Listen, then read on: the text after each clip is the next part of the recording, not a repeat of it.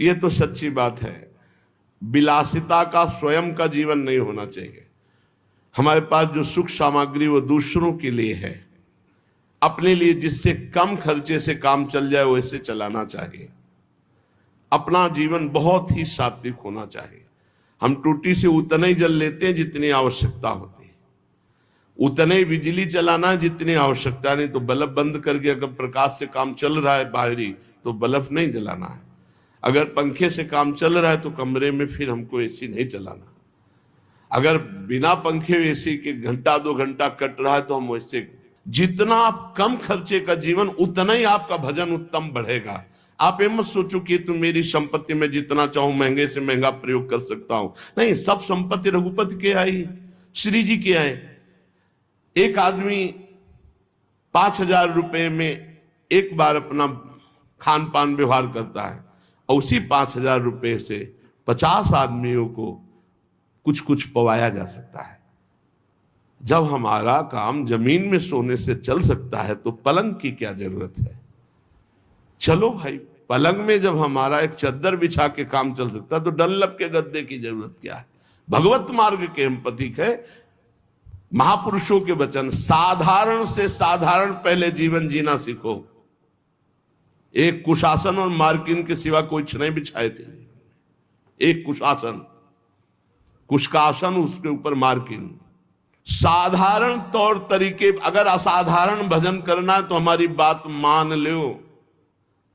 जितना रजोगुण बनवाओगे, जितना रजोगुण एकत्रित करोगे, उतने ही तुम्हारे भजन में बाधक होगी। मरोगे तो है, शरीर भी नष्ट होगा तुम्हारा और मकान भी दूसरे के हाथ लगेगा। काहे को समय बर्बाद कर रहे हो। अगर साधारण जीवन व्यतीत करते तो रोना आता, प्रभु मुझ गरीब, मुझ दीन पर कृपा कर दो। भगवान की प्राप्ति के लिए जबरदस्ती अपने राज्य को अपने पुत्र को दे करके महाराज मनु हरिताप गवन बन की ना, आप वृंदावन आए हो, बहुत दैन्यता से जियो। आपके पास अर्थ है, भूखे प्यासे ऐसे लोगों को पवाओ, दूसरों की सेवा में लगाओ। संत सेवा, भगवंत सेवा, श्री जी को सुंदर सुंदर पोशाक, श्री जी को भोग लगा के बांट देना। उत्तम भोग लगाए मोर मरकट को सेवे। अपने लिए बहुत साधारण, साधारण मार्किन, साधारण कपड़ा ओढ़ ले, साधारण से जीवन, तभी असाधारण भजन होगा। जितना आप अधिक खर्च करेंगे अपने शरीर के ऊपर, साधक बहुत ध्यान से सुने, चाहे गृहस्थ हो चाहे, आपका पैसा नहीं है, वो भगवान का है। आप उचित अपने ऊपर खर्चा करें, परिवार के सुख में लगावें, संसार के सुख में लगावें, गौ सेवा, संत सेवा, भगवत सेवा, अन्य में। अपने जीवन में बहुत कम खर्चा। आप अपने समय को अधिक से अधिक बचाकर भजन में लगाएं। यदि आपके पास बहुत अच्छी धन राशि आ चुकी है तो आपको अब ज्यादा जरूरत नहीं है, तो आप उसे लोक सेवा, भगवत सेवा में लगाते हुए हर समय भजन में लगिए। ज्यादा फैलाओ मत फैलाइए। सच्ची कहते, बहुत सावधानी की जरूरत, बहुत सावधानी। अरे चाहे आप जितना 3.5 हाथ का शरीर तुम्हारे हाथ से, उसको किसी एक कोने में पड़े रहना है। मार केवल बवाल रचे हो, अहंकार पुष्टता, मार रजोगुण की पुष्टता।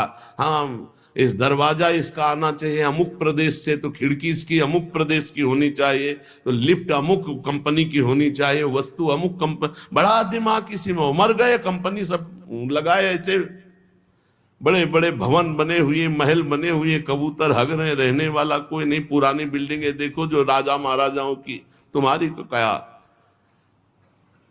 ये प्रमादी स्वभाव हटाइए। भजन के बहाने सुख भोगने की आदत छोड़िए तो परमात्मा प्राप्ति जल्दी हो जाए।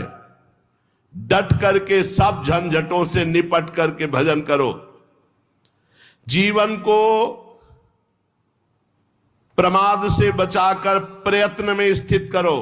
शब्द देख लो, शब्द ही है। प्रमाद से हटाओ और प्रयत्न में लगाओ। इतने माला भजन, इतना पाठ, इतना जाकर के राधा के कुंज में करना, इतना एकांत में पाठ करना, ऐसे ऐसे अपनी दिनचर्या इतनी फिट कि उसको तोड़ना नहीं किसी भी स्थिति में।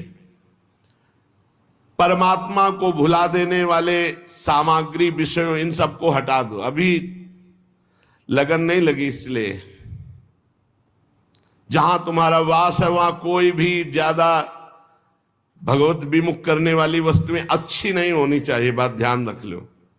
जहां वास कर रहे हैं पूरे में राधा राधा राधा राधा राधा राधा राधा, गुरुदेव राधा वल्लभ, गुरुदेव राधा वल्लभ। जहां दृष्टि उनकी पोशाक, उनकी माला, उनकी बस एक आसन शयन के लिए, एक आसन बैठने के लिए, बस। आधुनिकता का जितना दर्शन होगा रजोगुण बढ़ेगा, भजन हटेगा, मान लीजिए। बहुत सावधान रहिए।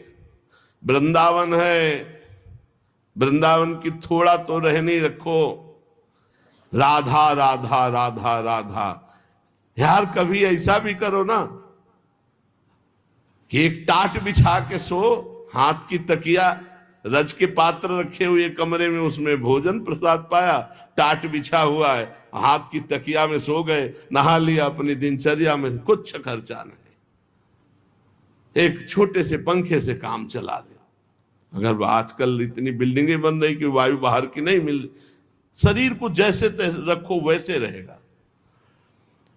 शरीर को जैसे रखो, वर्षों कभी बिजली नहीं रखी यही हित धाम में कटवा के, जैसे रखो।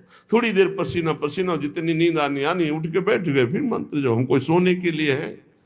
नींद को जितना आना आ जाए ना ना ना, राधा राधा, आज नहीं आई तो कल आ जाएगी, कल नहीं तो परसों आ जाएगी। भजन तो हमारा हो रहा है। भगवान का आश्रय समस्त शक्तियों को जागृत कर देता है, भोगों का आश्रय समस्त शक्तियों को ढक देता है। इस बात को समझिए। बहुत दुर्भाग्य है जो हमें सुविधा अच्छी लगे, बहुत दुर्भाग्य है, सच्ची मानिए। अंदर की स्थिति को तुम नहीं जानोगे, बाहर की बातें देखते हो। बड़ा दुर्भाग्य है जब सुविधा में भजन किया जाए, बड़ा सौभाग्य है जब असुविधा में भजन होता है। जो असुविधा में भजन किया महापुरुषों ने, वो सुविधा में, वो तो सुविधा भ्रम है, सुविधा भ्रम है। देखो, पूज्य श्री रघुनाथ दास गोस्वामी जी के पिता ने रसोईया, रुपया, सब व्यवस्था, सेवक जन भेजे कि अब जब जगन्नाथपुरी में ही रहेगा बेटा बाबा जी बन के, तो सारी सुविधाएं। अपने आप वैरागी को कोई शिक्षा नहीं देनी होती। एक दो दिन भोग बनाया, महाप्रभु चैतन्य देव को पवाया, फिर कहा कि जब हम भगवत मार्ग में चले तो मेरे प्रभु के द्वारा मेरा भरण पोषण होना चाहिए, ये पिता के द्वारा वैभव का नहीं। वापस कर दिया। और जगन्नाथ जी के सिंह पौर पर जो भिक्षुक जन हैं उनके बीच में खड़े हो गए। तो भिक्षुक जनों का तो अभ्यास था, दौड़ दौड़ के आगे लेते, वो गंभीरता से खड़े रहते। जब कोई उनकी तरफ देख कर दे देता तो वही पा लेते ने, रात दिन भजन करते।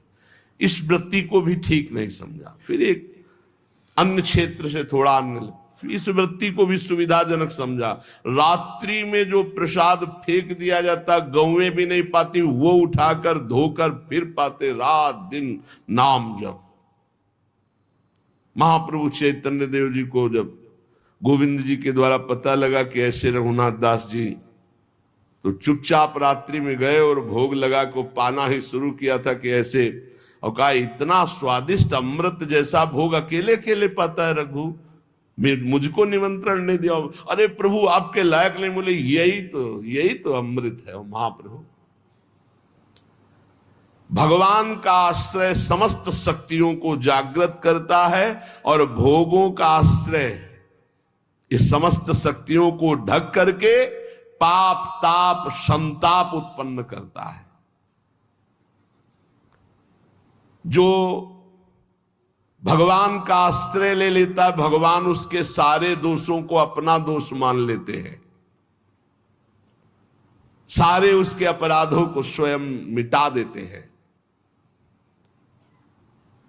भगवान के बल के समान कोई बल नहीं, इसलिए उपासक को अपना बल नहीं, भगवान का बल का भरोसा रहकर निर्भय हो जाना चाहिए। थोड़ी रहनी सुधार लो प्रभु, थोड़ी रहनी सुधार लो। थोड़ा साधारण जीवन जियो तो असाधारण भजन होने लगे। ये सब ठीक नहीं। बाहर सच्ची कहते हैं, दुर्भाग्य समझो जो सुविधाजनक जीवन जीकर भजन करना चाहते हैं, जो साफ सुविधाओं को ठुकरा करके, साफ वैभव है लेकिन बहुत अकिंचन जीवन जीते हैं, बलिहारी उनके जीवन की। भगवान जितनी रचना रचे उसका प्रतिक्षण परिवर्तन हो रहा है और नाश की तरफ जा रही है। शरीर से लेकर जो भी आप देख रहे हो, गो गोचर जहां लघु मनुजाई, सबका परिवर्तन हो रहा है, सब नाश की तरफ जा रहा है।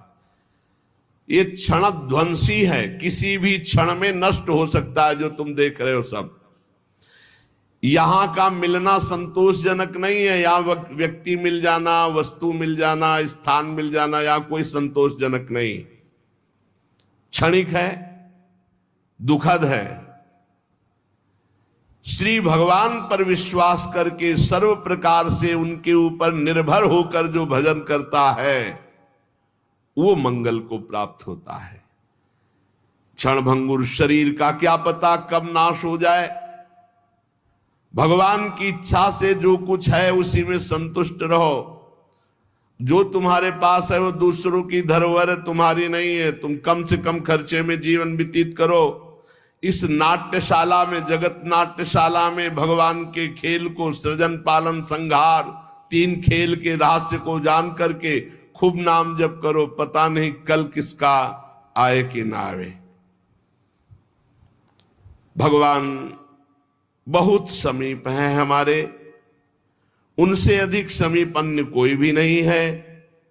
उनका जितना चिंतन करोगे, उन्हें जितना अपने समीप देखोगे, उतना ही तुम परम सुखी होने लगोगे और भगवान तुम्हें दिखाई देने लगेंगे कि नजदीक है। जब तक अपनी इंद्रियों को वश में नहीं करोगे, मन को वश में नहीं करोगे, तब तक परमात्म स्थिति नहीं आती। श्री भगवान ने गीता जी में अर्जुन जी से कहा कि जो योग युक्तो विशुद्धात्मा विजितात्मा जितेंद्रिय सर्वभूतात्म भूतात्मा कुर्वन्नपि न लिप्यते। जिसकी इंद्रियां भजन के प्रभाव से वश में हो गई हैं, जिसका अंतःकरण मन बुद्धि चित्त अहंकार निर्मल हो गया है, जिसका शरीर पवित्र हो गया है, साधन करते करते शरीर वश में, इंद्रिया वश में, मन वश में, बुद्धि वश में, चित्त वश में, अहम वश में, संपूर्ण प्राणियों के आत्मस्वरूप भाव में जो स्थित है, अब उसको कोई कर्म नहीं बांध सकता।